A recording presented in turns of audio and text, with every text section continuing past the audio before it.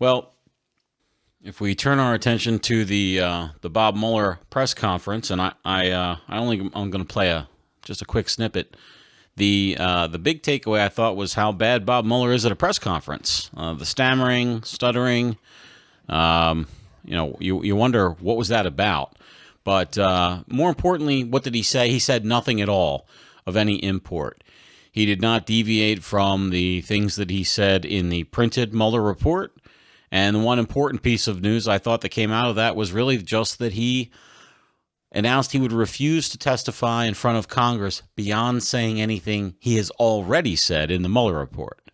Now, how he's going to be able to do that and avoid a contempt charge in front of Jerry Nadler if he gets out of the hospital long enough to ask those questions is that remains to be seen. But Mueller was adamant about that point. But there is one clip that I thought was indicative of the whole investigation, and it shows the problematic nature of the special counsel's office and the whole shebang, really. If we had confidence that the president clearly did not commit a crime, we would have said so. The problem with that statement, which is mirrors a statement in the printed report, is that that's not what prosecutors do.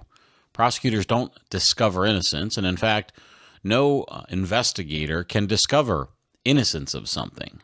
You establish somebody's innocence by discovering guilt. Now, that's if you know a crime was committed. So, for instance, somebody gets murdered, and we want to establish that person A did not commit that murder.